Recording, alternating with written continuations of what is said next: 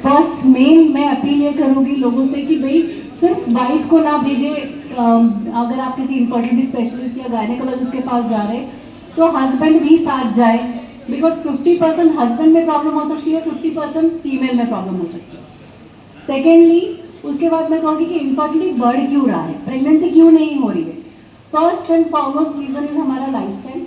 जो आप देख रहे हो कि हम आजकल जो लाइफस्टाइल हो गया वो बहुत बदल गया है, हमारा खाना पीना बहुत बदल गया है। मोस्टली हमारा diet is junk food mostly बहुत हो रहा है, अभी भी हम वही खा रहे हैं। उसके अलावा वेट गेन, ओबेसिटी बहुत बढ़ गई है। फिर एज ऑफ मैरिज बहुत ज़्यादा हो गई है। जैसे पहले शायद 27 ईयर्स से पहले कपल्स मतलब लेडीज़ की मैरिज हो जाती थी, लेकिन आजकल हम 34-35 ईयर्स तक भी देख रहे हैं कि प्रेगनेंसी नहीं ठहर रही है।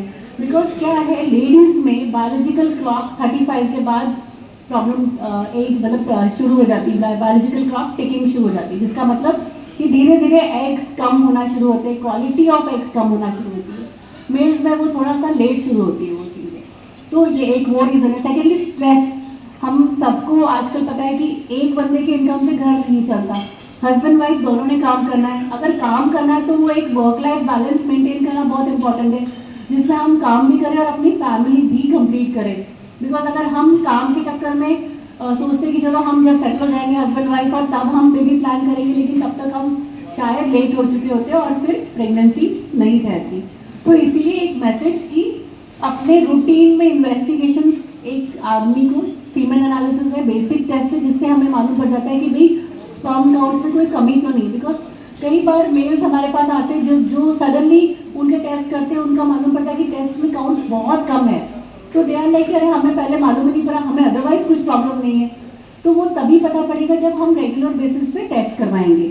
और दूसरी चीज़ है, फीमेल्स में सिर्फ एक अल्ट्रासाउंड और एक AMH करके टेस्ट है, जो अगर दो ये चीज़ें किया जाए, AMH is a blood test और अल्ट्रासाउंड सिंपल, जिससे हमें मालूम पड़ जाता है कि एग की क्वालिटी कैसी है, कुछ प्रॉब्लम तो नहीं हो रहा, क्वांटिटी में तो नहीं कुछ प्रॉब्लम आ रही। तो ये दो बेसिक टेस्ट जरूर करना चाहिए। अच्छा, दूसरी इन्फर्टिलिटी बढ़ रही इसीलिए रही because of all these reason. अब रही बात, क्या सारे इन्फर्टिलिटी वाले पेशेंट्स को IVF की जरूरत पड़ती है? नहीं। 100 लोगों को अगर इन्फर्टिलिटी है तो 100 में से 90 लोगों को IVF की जरूरत नहीं है। ये बहुत मेजर चीज़ है जो जानना बहुत जरूरी है। आप ये ना सोचो कि अगर आप किसी IVF सेंटर में जा रहे हो तो सिर्फ और सिर्फ आप IVF करवाने जा रहे हो। IVF का मतलब है in vitro fertilisation. In vitro मतलब बॉडी से बाहर, इन विवो मतलब बॉडी के अंदर, तो इन विट्रो फर्टिलाइजेशन मतलब बॉडी से बाहर फर्टिलाइजेशन। एक धारणा और है कि IVF मतलब आपके अपने बच्चे नहीं होते, ऐसा कुछ नहीं होता है। बहुत एडवांस टेस्टिंग, बहुत एडवांस लेवल की लेबलिंग और बहुत एडवांस लेवल की हम लोग विटनेसिंग सिस्टम करते हैं, जिससे हस्बैंड और वाइफ आपके अपने बेबी है। मतलब वो एक आई थिंक एक मूवी भी आई थी जो नॉर्मली कभी ऐसा होता नहीं है, जो गुड न्यूज़ आई थिंक तो that it doesn't happen that way, मतलब ऐसा होता नहीं है। सो इसमें बहुत एडवांस लेवल की विटनेसिंग और सब कुछ होता है। तो IVF इज आपका अपना बेबी, और 100 में से सिर्फ 10 को IVF की जरूरत पड़ती है। इनफैक्ट हमारे पास, हमारे सेंटर में कई बार आपने देखा है कि हमने देखा, आपके पास भी पेशेंट हम भेजते हैं यहाँ पे करनाल में, तो पेशेंट का कई बार IVF हो जाता है और IVF के बाद हमारे पास आता है कि वो फेल हो गया, अब हमारी प्रेगनेंसी नहीं हुई, अब क्या करें। तो उनमें कई बार सिंपल इलाज से, बेसिकली अगर हम प्रॉपर रीजन ढूंढने की कोशिश करें, IVF में 3 चीज़ें होती है प्रेगनेंसी नहीं होने के लिए, only 3 things. First is the embryo. Embryo मतलब जो बीज, बीज किससे बनता है? अंडा और स्पर्म से, जो लेडीज का एग और हस्बैंड के स्पर्म। तो सबसे पहला है कि वो बीज ठीक होना बहुत जरूरी है, मतलब हस्बैंड के स्पर्म काउंट अच्छे होने चाहिए और वाइफ का एग प्रॉब्लम मतलब एग ठीक होना चाहिए, तब अच्छा बीज तैयार होगा। दूसरी चीज़ है जमीन, मतलब एंडोमेट्रियम, बच्चेदानी, जहाँ बेबी ने ग्रो करना है, वो अच्छा होना बहुत जरूरी है। तीसरा चीज़ है हमारा शरीर और लैब, जहाँ बेबी ग्रो कर रहा है, बिकॉज बॉडी से बाहर बेबी बन रहा है। तो ये थर्ड चीज़ को हम इम्पोर्टेंस इसलिए दे रहे हैं कि वो एक्सटर्नल फैक्टर्स है। बॉडी, शरीर में कभी अगर BP है, थायराइड है, शुगर है और वो कंट्रोल में नहीं है, अगर हम ढंग से दवाइयाँ नहीं ले रहे, तो उस केस में डेफिनेटली IVF का सक्सेस रेट भी कम होगा। तो इसलिए एक अच्छी तरीके से पूरा एक ब्लैंकेट इलाज अच्छे वाला करना बहुत जरूरी है। लैब बहुत इंपॉर्टेंट है कि किस लैब में आप IVF करवा रहे हो। बिकॉज क्या वो लैब में सारे एडवांस फैसिलिटीज़ है कि नहीं है वो भी देखना जरूरी है। कई बार जैसे बेसिक आईवीएफ में प्लेन आईवीएफ होता है, फिर एक एडवांस वर्जन है इक्सी। इक्सी मतलब इंट्रासाइटोप्लाज्मिक स्पर्म इंजेक्शन। इसका मतलब जिन हस्बैंड्स में स्पर्म काउंट्स कम होते हैं उसमें हम क्या करते हैं कि एक एग लेते हैं, उसमें एक स्पर्म को इंजेक्ट करते हैं, जिससे जिसमें काउंट्स कम है उनमें हम अच्छे से एक अच्छा एक स्पर्म सिलेक्ट कर सकते हैं और फर्टिलाइजेशन रेट भी बढ़ जाता है। उससे ऊपर होता है इमसी। इमसी का मतलब क्या है? Intracytoplasmic morphologically selected sperm. इसका मतलब जो नॉर्मल मैग्निफिकेशन जो स्पर्म्स के लिए या एग के लिए होता है वो होता है 400 टाइम्स, और इमसी में जो मैग्निफिकेशन होता है वो होता है 7200 गुना। तो 7200 टाइम्स हम मैग्नीफाई कर रहे हैं। हम देख रहे हैं कि कोई डिफेक्टिव स्पर्म तो नहीं है। कई बार स्पर्म्स एबनॉर्मल होते हैं तो बेबी भी एबनॉर्मल होने के चांसेस होते हैं। तो वो अगर हम डिफेक्टिव स्पर्म्स को पीछे कर लें और सिर्फ नॉर्मल वाले स्पर्म से आईवीएफ करें तो प्रेगनेंसी के चांसेस बढ़ जाते हैं।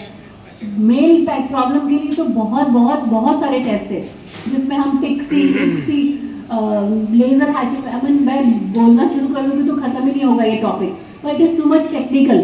पर ये है डेफिनेटली एडवांसमेंट्स बहुत आ गए हैं। अगर हम सही जगह का सिलेक्शन करें, अगर अच्छा लैब होगा तो प्रेगनेंसी के चांसेस भी बेटर होंगे। स्पेशली हम लोग we are specialise into recurrent IVF failures. मतलब फोर्टिस के नाम से शायद लोग डर जाते हैं, फर्स्ट टाइम भेजते नहीं है पेशेंट की, वे हम किसी नॉर्मल सेंटर में पहले करवा लेते हैं। और टचवुड अगर हो जाती है प्रेगनेंसी तो बहुत अच्छी बात है, लेकिन अगर नहीं होती है तो हमें उन एडवांस ट्रीटमेंट एडवांस स्टेप्स करने की जरूरत पड़ती है इस चीज़ में। कुछ क्वेश्चन आ रहे थे पीछे से, मैं बात करना चाहूँगी। फर्टिलिटी प्रिजर्वेशन का मतलब क्या होता है कि जैसे ये शुरुआत हुई थी कैंसर पेशेंट्स के साथ। जैसे कभी आपने देखा होगा यंग बच्चों को आजकल कई बार कैंसर हो रहे हैं, अब वो भी इंसिडेंस बढ़ गया, उसमें भी अल्टीमेटली हमारा लाइफस्टाइल ही बीच में आ रहा है, क्योंकि हम जो खा भी रहे हैं वो भी प्योर नहीं है। अगर हम बोले हम घर पे बना के खा रहे हैं, लेकिन घर में जो हमारा खाना सब्जियाँ आ रही है, फ्रूट्स आ रहे हैं, वो कहाँ प्योर है? कुछ भी प्योर नहीं है। सो दैट्स वाई आपने देखा होगा कैंसर के भी इंसिडेंस बढ़ गए हैं आजकल। तो मेरे पास यंगेस्ट लड़की जो आई थी कैंसर से डिटेक्टेड, वो 16 साल की लड़की थी। उसको हॉजकिंस लिम्फोमा करके एक प्रॉब्लम थी, जिसके बाद में उसको कीमोथेरेपी और रेडियोथेरेपी लगनी थी। तो कीमो और रेडियोथेरेपी के बाद में एग काउंट बहुत कम हो जाते हैं, बिकॉज ओबीज पे उसका इफेक्ट आता है। तो उस केस में हमने उसके एग्स हमने फ्रीज किए एंड उसके 18 एग्स हमारे पास फ्रोजन पड़े, और अब वो लड़की बीडीएस कर रही है। तो ये चीज़ बाद में फिर उसमें भी आई कि अगर सपोज आपकी एज बढ़ रही है, सपोज आपकी एज हो गई है 34 और you not found your mister right, specially ladies के लिए कि हमें सही पार्टनर नहीं मिला, तो हमें कॉम्प्रोमाइज़ करके कैसे जल्दी शादी करो, नहीं तो बाद में शादी नहीं होगी, या अच्छा लड़का नहीं मिलेगा, तुम कैरियर के पीछे पड़े हो। घर वाले नॉर्मली प्रेशराइज करते हैं। पर उस केस में भी अगर हम अपने AMH और अल्ट्रासाउंड करके देखें और सपोज वो नॉर्मल है तो ठीक है। अगर सपोज हमें लग रहा है कि वो एग्स कम हो रहे हैं और प्रॉब्लम ज़्यादा बढ़ रही है, तो उस केस में भी हम उनके एग्स लेके फ्रीज करके रख सकते हैं। ऐसे मेरे पास इंडिया से तो कम, लेकिन बाहर से बहुत पेशेंट्स आते हैं जो आके, जैसे साल में एक बार सारे अपने फैमिली को मिलने आते हैं इंडिया में, यूजुअली बाहर वाले पेशेंट्स गर्ल्स या बॉयज़, तो उसमें वो एग्स लेके हमारे पास आके फ्रीज करवाते हैं। It is a very simple procedure, 10 से 12 दिनों के इंजेक्शन है, कोई बॉडी में कट नहीं लगता। बेहोश करके अंडे जो अल्ट्रासाउंड के थ्रू ही हम निडल से अंडे निकाल लेते हैं और फिर एग्स लेके हम फ्रीज करके रख देते हैं। मतलब अराउंड एक कपल लड़की अगर आ रही है बाहर से, तो हार्डली 22 डेज के लिए अगर वो आती है इंडिया, तो उसके हम फ्रीज करके रख देते हैं। इंडिया में भी हम अभी अवेयरनेस डाल रहे हैं कि फर्टिलिटी को प्रिजर्व करो, अपने एग्स को प्रिजर्व करो, बिकॉज हर एक लेडी का और हर एक मेल का हक है कि वो अपने बायोलॉजिकल चाइल्ड अपना हो। थर्ड पार्टी ऑप्शन है ऑफकोर्स, कभी कभी डोनर एग लेना पड़ता है, कभी कभी डोनर स्पर्म लेना पड़ता है, लेकिन वो ऑप्शन हमेशा लास्ट रखना चाहिए। पहली कोशिश अपने एग से, अपने स्पर्म से हो तो डेफिनेटली बेटर होता है उस चीज़ के लिए। तो फर्टिलिटी प्रिजर्वेशन, इनफैक्ट मेरे PGI चंडीगढ़ से, बिकॉज वहाँ पे वो फैसिलिटी सीमेन फ्रीजिंग की नहीं है, तो इतने यंग बॉयज़ आते हैं हमारे पास जिनको कैंसर डिटेक्ट हुआ, उनका हम सीमेन लेके फ्रीज करके रख देते हैं और वो सालों तक रखते हैं। और उनमें से कितनों के बाद में शादी हुई, touchwood they are all cancer free, and उनके बच्चे हुए वही फ्रोजन एग से। So it's such a big thing ना, कि अगर पता हो, जैसे कई बार हमारे पास पेशेंट्स आते हैं जिनको पता ही नहीं होता कि ऐसा कुछ हो सकता था। सो एज आप आप सबसे ज़्यादा रिस्पॉन्सिबल आप हो कि आप मीडिया में, आप सोशल लोगों में एक अगर आप कोई गलत धारणा है वो हटा के आप कम से कम सही मैसेज पास ऑन कर सकते हैं कि अपनी फर्टिलिटी को प्रिजर्व करो। मतलब कई तो बहुत इंपॉर्टेंट चीज़ें जो आई फील कि you should go ahead with this. Khan पान की बात हो रही है, खान पान खराब है, लेकिन ये तो पहले भी होता था, निसंतानता तो पहले भी थी। पहले मैं देखो कारण बहुत है। पहले 100 में से 7 लोगों में होता था, आजकल 100 में से 20 लोगों में होता है। ठीक है, हाँ पहले क्यों होता था? अगर निसंतानता की कारण हम बताएं तो कारण बहुत है। 50% जैसे मैंने बोला फीमेल्स में होते, 50% मेल्स में होते।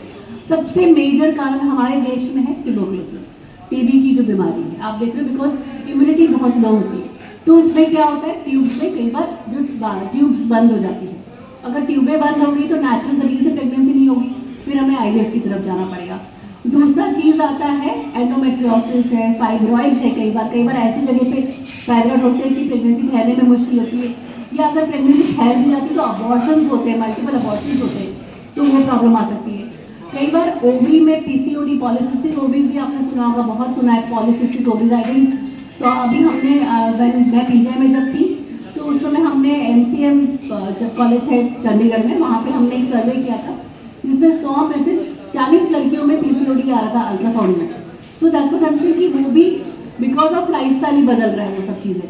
तो अगर ये रही फीमेल्स की बात, अब कमिंग टू मेल्स। मेल्स में कई बार smoking, alcohol, drugs, because drug abuse भी बहुत ज़्यादा है, या उन सब चीज़ों से प्रॉब्लम क्या होती है, उन सब स्पर्म काउंट्स की कमी हो जाती है। अच्छा शुगर है तो शुगर में भी स्पर्म काउंट्स कम होते हैं और एबनॉर्मलिटी बढ़ जाती है अगर मेल्स को शुगर होती है तो पहले ये कारण थे। बीमारियां तो अभी भी है पर बीमारियां बढ़ती जा रही है।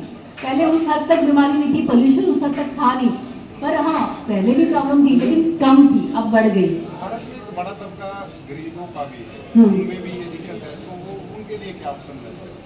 देखो गरीबों के लिए भी अल्टीमेटली ट्रीटमेंट तो सबके लिए सेम ही है कि अगर हम कोशिश पहले नॉर्मल दवाइयों से करते हैं। देखो स्टेप्स ऑफ आईवीएफ होते हैं, आईवीएफ में स्टेप्स ऑफ प्रेगनेंसी होते हैं फॉर दैट मैटर, कि शुरुआत में हम मेडिसिन दवाइयाँ दे के कोशिश करते हैं, फिर अगर नहीं होता तो हम क्या करते हैं कि आईयूआई करते हैं। आईयूआई मतलब हस्बैंड के स्पर्म लिया, वॉश की, यूट्रस में डालें। वो तो बहुत कॉस्टली ऑप्शन भी नहीं है, वो काफ़ी चीप ऑप्शन है जो आई थिंक हमारे यहाँ पर भी होता है, तो करनाल में भी हो जाता है। करनाल में आईवीएफ भी हो रहा है, लेकिन जिसको हम कह रहे हैं कि आईवीएफ फेलियर की बात कर रही हूँ मैं। अगर मैं आपको क्यों पेशेंट करनाल से वहाँ आएगा, वो तभी आएगा जब आप उनको पता है कि भाई एडवांसमेंट्स है, स्टेप्स में ट्रीटमेंट बढ़ गई है, तो दैट्स वाई अगर एडवांस ट्रीटमेंट हो रहा है तभी वहाँ पे आएगा, नहीं तो क्यों आएगा।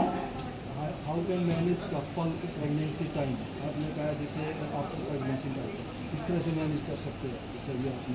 नहीं देखो अब ये है कि अगर शादी होते से आप नेचुरली ट्राई कर रहे हो और शादी के बाद 1 साल तक प्रेगनेंसी नहीं होती है तो डेफिनेटली इन्वेस्टिगेशन करवाना शुरू कर देना चाहिए।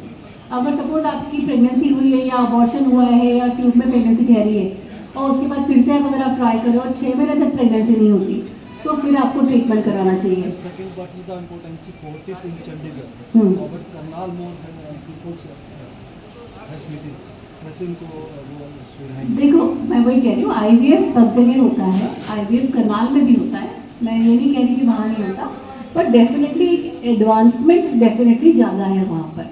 जैसे फोर्टिस में हमारा जो लैब है उसमें हमारे पास इनसी है, पिक्सी है, माइक्रोफ्लूडिक्स है, लेज़र हैचिंग है। लेज़र हैचिंग क्या होता है, जैसे जब एम्ब्रियो बन जाता है, एम्ब्रियो बनता है तो जैसे मुर्गी कैसे अंडे में से बाहर निकलती है, हैच होती है हम कहते हैं, वैसे एम्ब्रियो भी अंडे में से निकल के यूट्रस में बच्चेदानी में चिपकता है। तो वो लेज़र हैचिंग टेक्निक सबके पास नहीं है, तो वो लेज़र से क्या होता है कि कई लेडीज़ का एग का कवर बहुत हार्ड होता है, आईवीएफ कर भी लिया तो भी प्रेगनेंसी नहीं होती बिकॉज वो उसमें से निकलता ही नहीं है, इम्प्लांट ही नहीं होता है एम्ब्रियो, तो इम्प्लांटेशन के चांसेस बढ़ जाते हैं, मतलब प्रेगनेंसी ठहरने के चांसेस बढ़ जाते हैं अगर हम लेज़र हैचिंग या ये एडवांस टेक्निक्स करें। अभी नया ART लॉ आया है जो 22 में आया है, उसमें एक लेडी की एज 50 होनी चाहिए और एक मेल की एज 55, उससे कम होनी चाहिए, तभी हम IVF कर सकते हैं। लेस देन अगर 50 से ऊपर एज अगर लेडी की होगी तो IVF नहीं कर सकते, और अगर मेल की एज 55 से ऊपर होगी तो हम नहीं कर सकते।